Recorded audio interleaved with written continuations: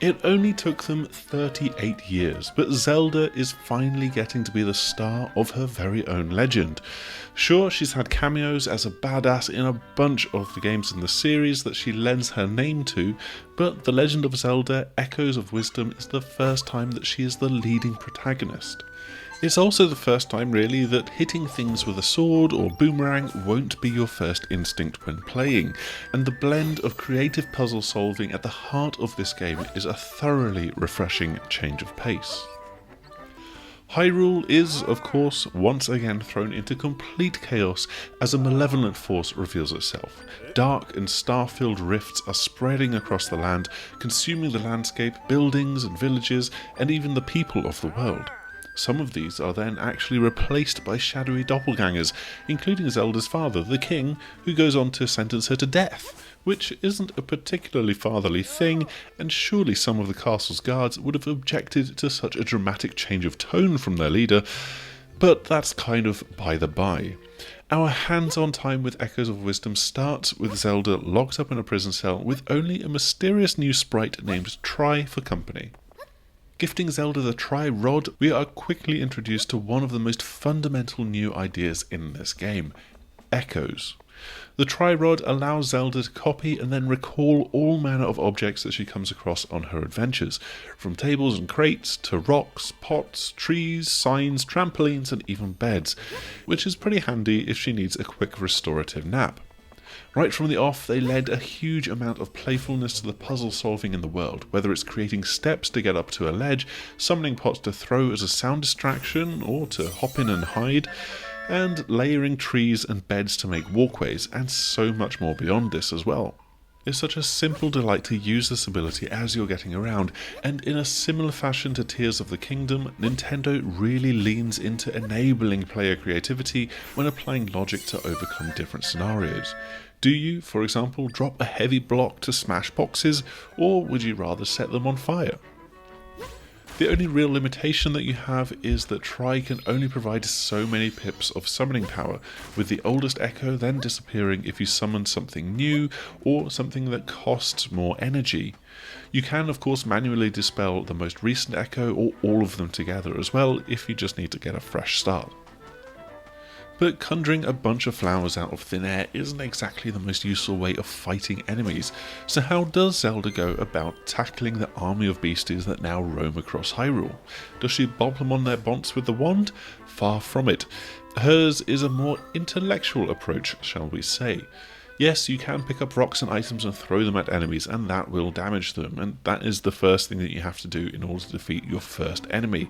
And she does have a grass clearing spin move, though this might only actually gently stun an enemy instead of actually hurting them. But once you've managed to actually defeat something for the first time, she can then absorb it into the Tri-Rod as well, and make it just as summonable as a roast ham. Summoning enemies makes the combat in this game feel more like the puzzling and traversal that makes up the rest of the experience. Moblins can be summoned to chuck their spears, and Darknuts to wade in and swing their axe, while sea urchins can be a handy spike barrier, and the Candlezol is just the kind of summon that will get you to unleash your inner arsonist. Where things start to get really special though is with Tri's ability to bind to creatures and objects. This can work in two ways: to either have the bound item move with Zelda, or to lock Zelda to follow the movement of the item. It's powerful and strong enough to shift even the biggest and heaviest blocks, it's flexible enough to reach through bars and pick up statues, or to attach to moving platforms above Zelda's head. But it also enables a whole host of borderline game-breaking ideas. Bind it to a summoned spider and that spider can go and crawl up and over trees, getting you to otherwise inaccessible places. In combat you can summon and hold a fighter at arm's length, whether that's making an urchin into a spiky shield that you use to slowly walk into enemies, or that Candlezol that I mentioned before, setting everything on fire again. It's all brought more into focus within the dungeons, as is the case with so many classic Zelda games, but in Echoes of Wisdom these dungeons might have been gobbled up by the Rift as well. Tri can open a little gateway into the rifts, revealing to you what is called the Still World, with frozen chunks of land suspended in the cosmos. There's some light platforming to be done here, hopping between islands and across impromptu bridges made from trees, and that's combined with yourself summoning echoes to extend those platforms as well. Reaching the first dungeon then sees a fairly traditional style, with room puzzles and using abilities to depress switches, defeat enemies, and the like. A fresh trick found here though is the swordfighter form that effectively turns Zelda into a glowing blue Link, Blink if you will, complete with sword and shield. You've only got a little bit of time before her energy gauge drains and she reverts back to her normal form though, and topping it up needs you to collect nuggets of blue energy from within the still world, so you need to use this ability wisely. It is one of the most obvious options when facing off against the first boss, which is a rock creature that might make you wonder if Nintendo's got something against PlayStation stalwart Knack.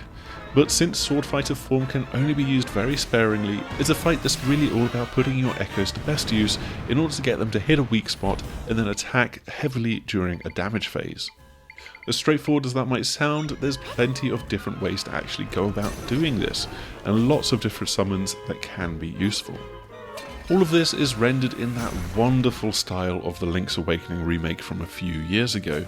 It's a chunky, cartoony world with depth of field deliberately used to give a dreamy tilt shift effect, and it's just lovely in so many ways. I really adore this art direction that they've taken.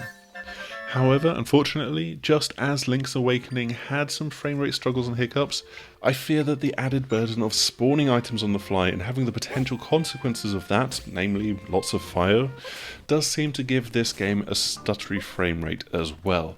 This is based off the preview build of the game, but hopefully the final release code is a touch more stable in that regard. Even with that though, any frame rate hiccups are really only just a blemish on the overall joy of this game.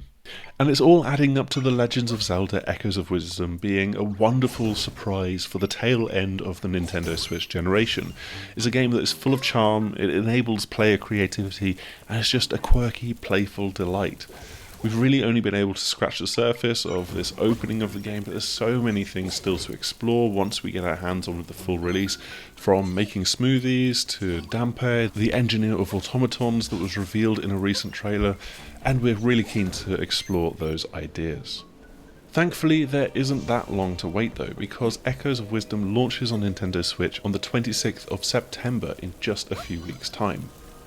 That is all that we've got for this preview video though. We hope that you've enjoyed what you've seen, and if you have, make sure to like, subscribe, share, do all of the YouTube things, and hopefully we will see you again soon.